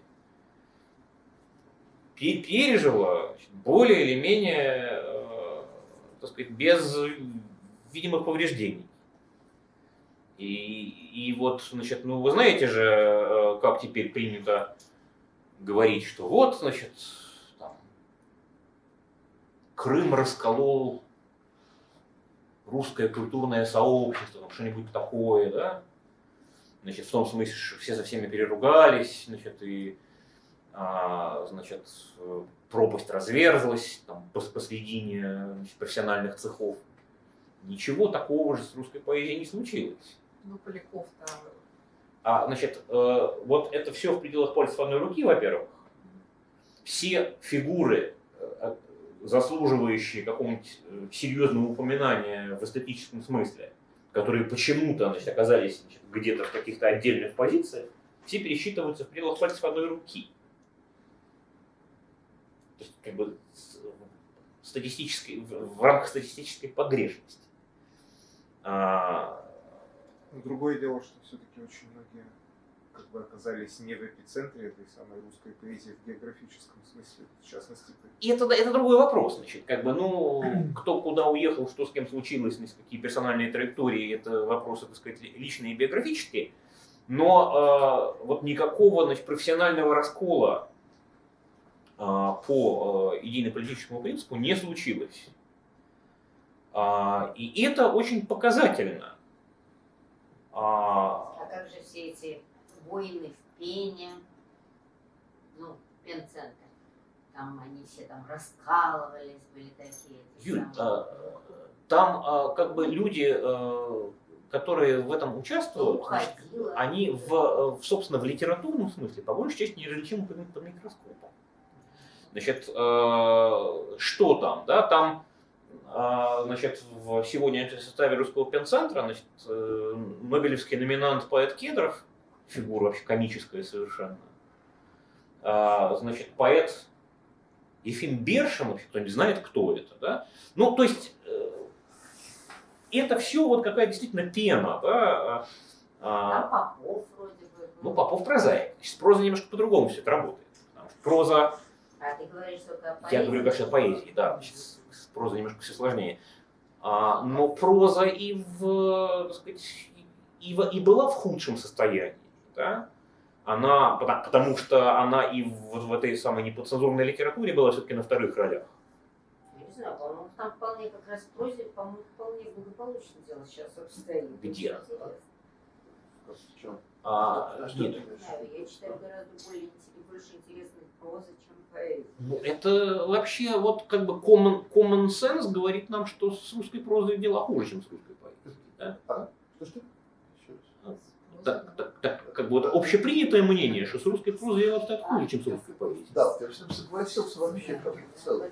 По-моему, вообще с русской поэзией обстоят дела традиционно лучше. Ну, про вообще это я боюсь утверждать, но... Нет, ну, в целом там это же неверно. То есть постепенно, сейчас говорю одну вещь, значит, постепенно появляется в достаточных количествах русская проза, ну, такого, так сказать, среднего класса проза для среднего класса, да? Писательница Славникова, условно говоря, да? Оно как бы, так сказать, там более-менее, да? Но это просто верхний сегмент рынка. А вот, так сказать, проза, ну, с какими-то инновативными амбициями, она вообще где? Служитель, вот замечательно. Замечательно. Значит, нет, ну, как бы, ладно, это начинается немножко спор о вкусах, но я говорю, как бы, вот, в целом, и в целом это все-таки, как мне кажется, видится так, да? Вот. Прошу прощения, значит, как бы, Евгений, да, какая у вас была идея? Не было никакой идеи. То есть идея была просто в том, что кажется, что действительно с поэзией обстоят дела существенно лучше, чем с прозой. То есть про прозу я просто ничего не могу сказать, другие почти не читаю. Идея вот все-таки, когда вы говорите про 90-е, ну, чуть-чуть расцветить эту картину. То есть, что вы имеете в виду? Это вы меня и по-английски спрашивали. В этом случае фамилии, что по-русски, что по-английски, вообще одинаково. Это не... Можно узнать, почему Полякова вы именно назвали, а остальных... Потому что это удобный пример просто, да, вот это, так сказать, разговор о гибридизации как методе, да, он, так сказать, здесь удобно, потому что как бы штамм и пригов это совсем как бы вот далеко, да, вот, допустим, помянутый Львовский, у которого тоже много вот этой, так сказать, как бы этой гибридной поэтики, да, но там это не настолько страйкинг, да, а тут просто очень видно. Смотрите, вот как бы это русская, так сказать, как бы, игра в пирамидальность, да? Нет, не в пирамидальность, почему? В горизонтальность. Вот. Значит, смотрите, вот, как бы, вот чистая арифметика. Биоценоз. Сколько в нем примерно должно быть этих самых травок и насекомых? Значит, это же можно посчитать от статистики, да? Значит, то есть вот взять, допустим, срез там по вменяемым антологии, да, посмотреть, сколько на круг получается примерно имен, находящихся внутри профессионального поля. Вот на протяжении всего 21 века, он просто в 90-е как бы был не до того, как бы еще все это не улеглось и было трудно посчитать. Да, когда начали подводить итоги на рубеже 90-х, 2000-х начали выпускать антологии, значит, претендующие на охват всего поля, появилась возможность прикинуть какие-то цифры. Там все время выходит как бы общая overall цифра порядка 600 имен. Во всей русской поэзии. Ну, это не то, что как бы столько человек пишут гораздо больше, да? Ну, что-то это много. Но это авторы, которые стабильно попадают куда-то, да? Попадающие в антологии, регулярно появляющиеся в ведущих журналах, да, то есть это как бы все можно как-то примерно взвесить, да, не по одной публикации, да, а вот как бы стабильно фигурирующие в каких-то списках, да. Это большая цифра. Ну как, с чем сравнивать, наверное, если там, как бы, если в Америке брать, наверное, больше будет, да? Нет, ну, понимаете, Как бы это измеряется? Ну как, вот если мы представим себе, что существует, скажем, набор институций, обладающих наибольшим символическим капиталом, да? То есть участие в которых в наибольшей степени что-то означает и как бы что-то прибавляет к репутации автора.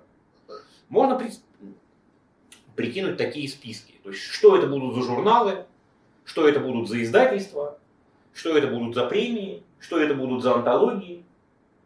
Ну да, но Вот. просто... И, значит, соответственно, сколько авторов в более или менее систематическом режиме находится в поле зрения вот этого набора институций. Это, Нет, это совершенно разумно. это верифицируемые вещи. Это абсолютно разумно и во всех отношениях. Просто здесь, это как немножко две, тут, насколько я понимаю, сталкиваются два разных подхода. Можно говорить о процессе, о котором вы сейчас говорите. Можно говорить о ну, чем-то там, я не знаю, развитии поэтического языка, например. Да? То есть, если мы говорим о развитии поэтического языка, то он развивается не набором из 600 имен, а он развивается совершенно конкретными людьми, которые что-то придумали. Сколько у них там публикаций, это совершенно не важно. Важно, каким образом сообщество узнает о чем-то, тоже непонятно. Вот, то есть вот есть там Меренге, который придумывает что-то новое. И как бы, с одной стороны, он сам входит в это комьюнити, и он становится, ну, как бы значимой его частью. С другой стороны, это одна часть. Вопрос. Можно это говорить? Спасибо.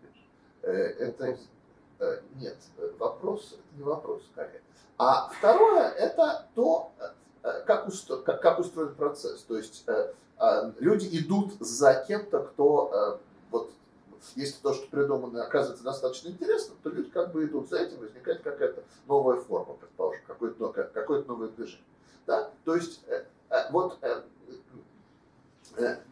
вопрос в данном случае все тот же самый. Если мы не говорим о процессе, а говорим о людях, кто определил вот эти как бы 90-е, когда вы говорите о победах, поражениях там, и так далее, ну, на самом деле, мне, по крайней мере, непонятно, о чем именно идет речь. Вот, понимаете, не 600 человек, пусть их будет 5. Я думаю, что как раз в том и соль, что их не может быть 5. Да? Ну, как они коллективно все определяют. Да. Значит, нет, смотрите, когда я говорю о победах и поражениях, то я говорю вообще о другом. Да? Значит, у меня идея же в чем? В том, что с точки зрения того, что написано и пишется, все вообще в порядке. Да? А не в порядке начинается дальше. Значит, не в порядке то, как об этом пишется, не в порядке то, как это функционирует в обществе. То есть как это читается, как это преподается, как это изучается, как это представлено в медиа. Да? То есть вот весь антураж и инфраструктура вокруг того, что пишется, все не в порядке. Да? Значит, То есть вы говорите не о литературе, а о социологии. Нет, я говорю обо всем вместе, это же как бы вещи связанные. Естественно, Вот, значит, но то, что пишется, значит, оно как бы там я не вижу большой проблемы. Да? Значит, мне кажется, что на протяжении всех этих лет с 90-х начиная, значит, там все было хорошо. Но это хорошо не определяется набором вершин, значит, которые сделали погоду. Оно определяется скорее значит, вот, сменившимся ландшафтом, в котором важное значение имеет гораздо большее количество имен.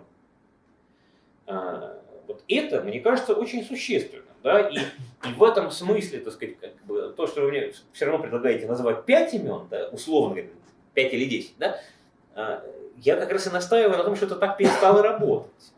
Значит, а перестало это так работать ровно потому, что вот эта ситуация 5 имен, к которой мы привыкли, она сложилась. В какой момент?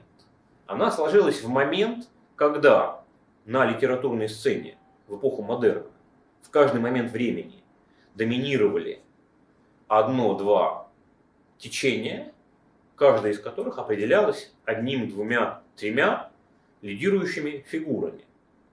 И поэтому легко было так посчитать.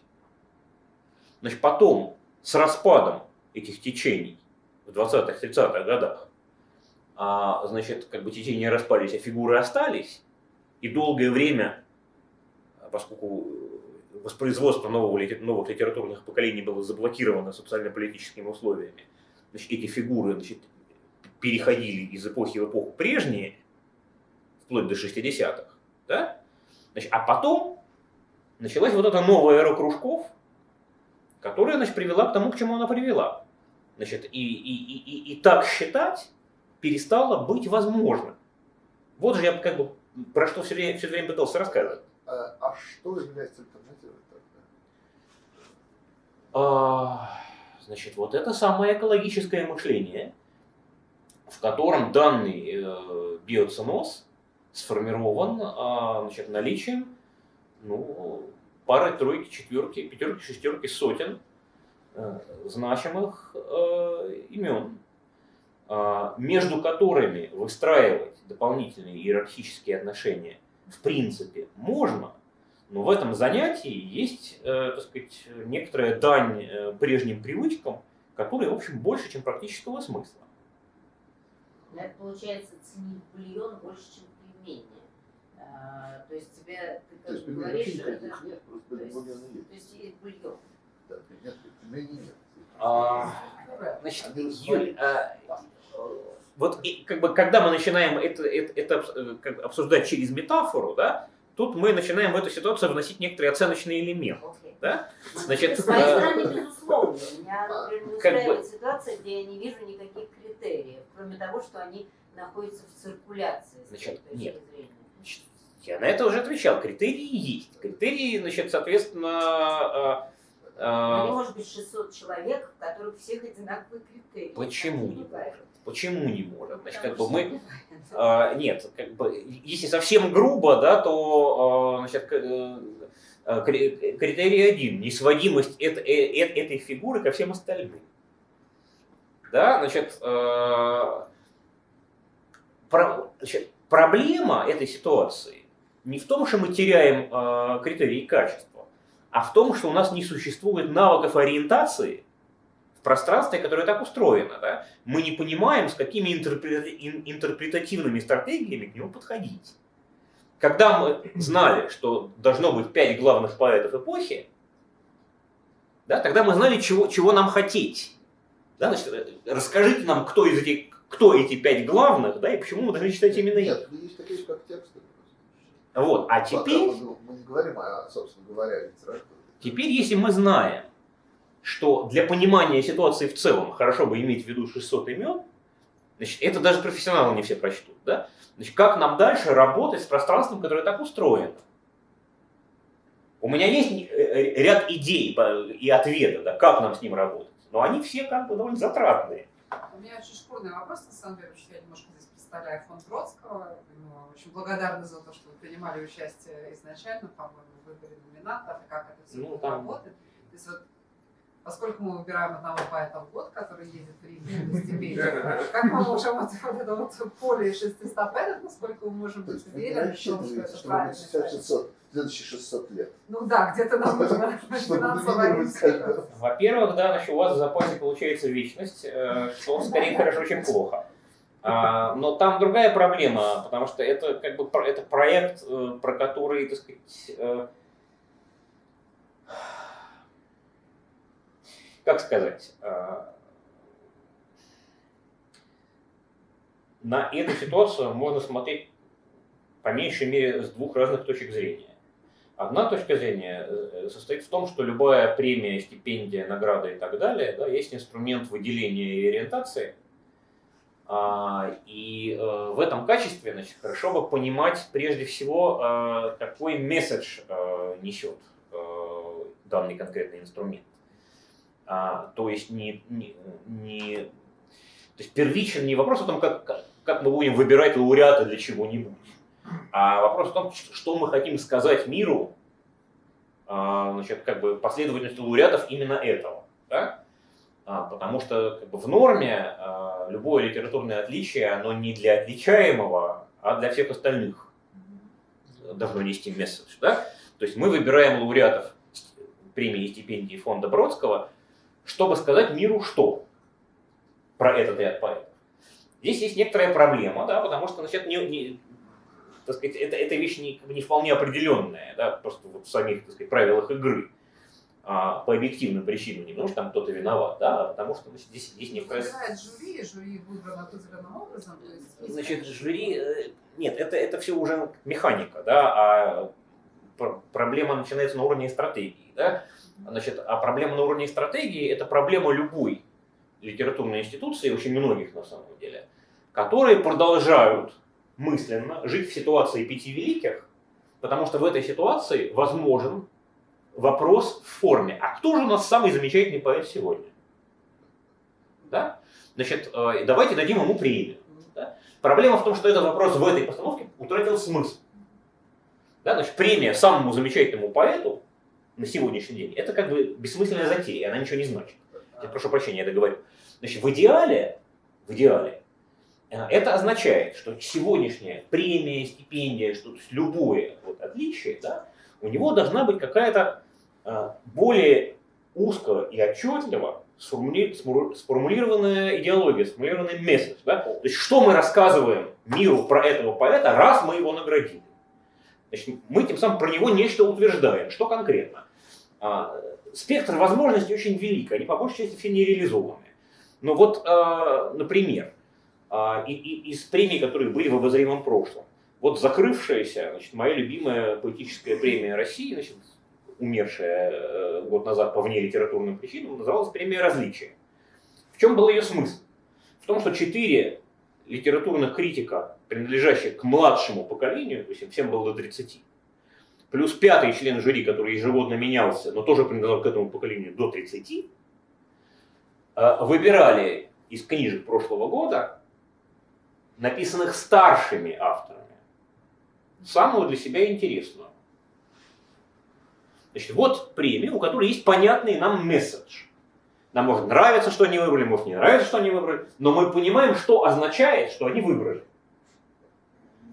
А с другой стороны, никто же не мешает выбрать, например, значит, как бы, эта идея, которая не реализовалась, я некоторое время носился, значит, с мыслью, что давайте учредим премию имени Кривулина. За что? За стихи, в которых есть картины истории. Значит, ну это как бы... Сейчас не важно, почему это не получилось, но если мы каким-то образом сформулируем, что мы хотим сказать этой премии, у нас сразу сузится это пространство выбора, потому что далеко не все поэты, даже самые замечательные, будут иметь отношение к тому, про что мы в данном случае разговариваем. И вот в идеале таких премий, стипендий, грантов, чего угодно, должно быть достаточно много, для того, чтобы эти сетки, эти матрицы, накладывая друг на друга, в сумме давали нам некоторую картину целого. В идеале должно так работать. Да, и тогда, значит, премия фонда имени Бродского, которая означает вот это и вот это, Тут мы сразу понимаем, кого туда предлагать. Сейчас я вот как номинатор действительно несколько лет с этим работал, я каждый раз в задумчивости, потому что слишком много хороших поэтов, чтобы просто, значит, но тут я начинаю думать, что хорошо, но это же не просто хороший поэт, это хороший поэт, который поедет в Рим. Кому из хороших поэтов надо в Рим? В общем, никому. Потому что это как бы, то есть как, для дела никому. Для дела это надо было 100 лет назад. Или 200. Сейчас это, значит, чисто для удовольствия. Приятно же поехать в Рим. Никто не спорит, конечно, приятно. Но как бы для... то есть людей, которым это нужно для их литературного роста, ну, в общем, они все уже, так сказать, прошли. Как раз идея та, что должен поехать тот, кому нужна классическая культура для литературного роста. И вопрос, но таких больше нет. Но таких больше нет. Нет, но вы понимаете, да, что вы сказали ключевое слово сейчас. Это слово идеология. То есть 600 авторов на самом деле никто ничего разобраться не может. Вы начинаете выделять, как бы в идеальных систем никогда не бывает. Друзья, я предлагаю и нет в природе. закончить разговор уже неформально, потому что мы должны заканчивать, освободить, к сожалению, залу. А может быть, ты не будешь приводить на полусловие? Нет, к сожалению, мы уже полчаса дольше сидим. Мы не должны заканчивать разговор при этом. Спасибо.